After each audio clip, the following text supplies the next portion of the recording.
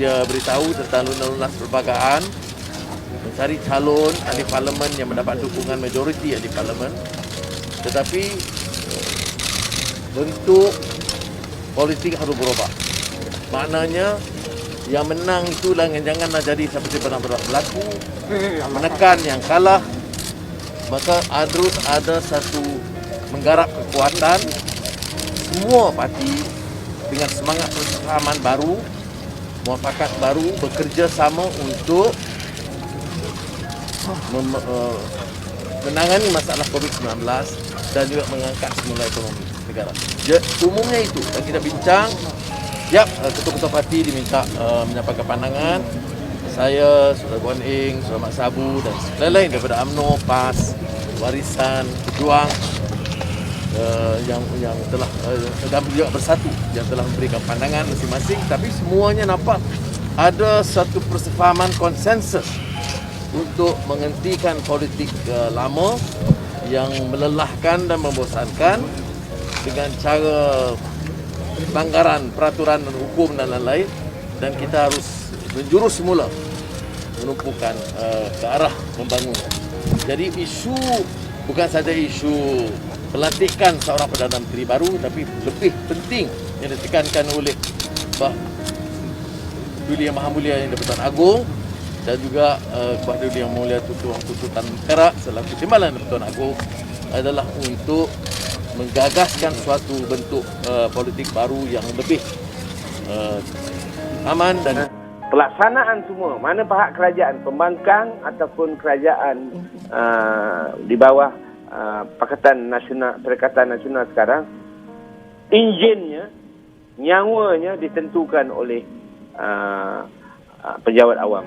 Jadi ini menarik pada saya kerana tidak sekalipun pejabat awam disebut, padahalnya itulah dia anak kunci kepada kejayaan pembangkang yang nak jadi kerajaan dan kerajaan yang merasakan terancam kerana kemungkinan kalah dalam undi percaya.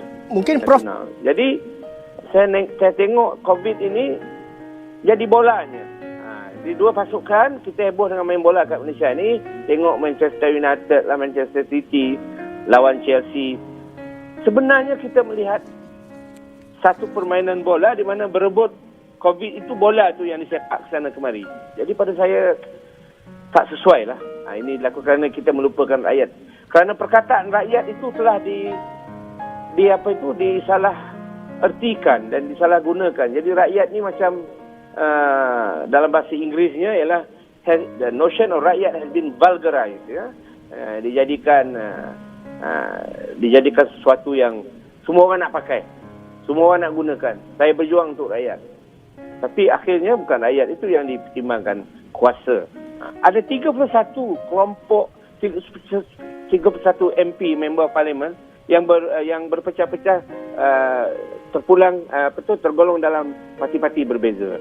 Jadi dari satu segi Pakatan Harapan mungkin menunjukkan mereka itu ke depan, tapi saya tak nampak mereka itu dari segi undi untuk Pakatan Harapan. Tapi dalam konteks opposition umumnya yang lain ada 31 yang saya rasa daripada pelbagai parti.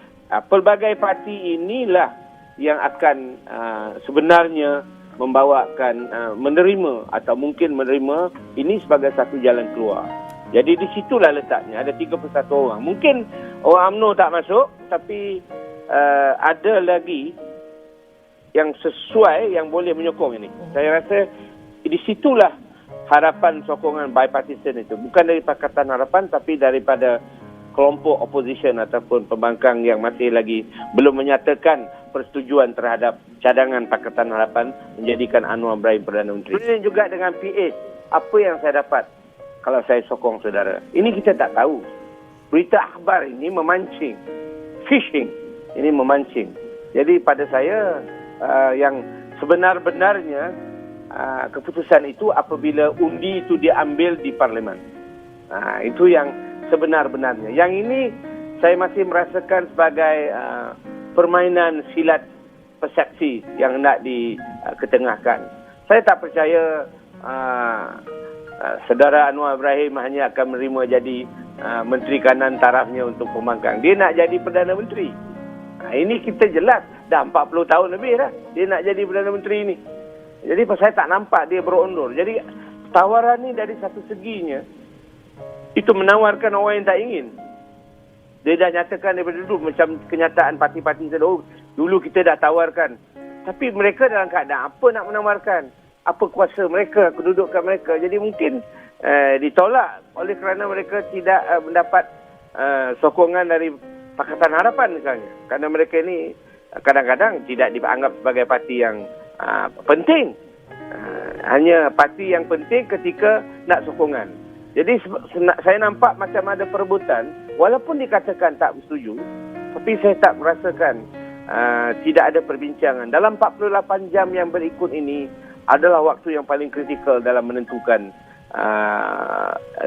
polarisasi ini. Itu di mana letaknya member parlimen ini akhirnya nanti. Kerana yang sebenarnya lah Pakatan Harapan melawan Perikatan Nasional.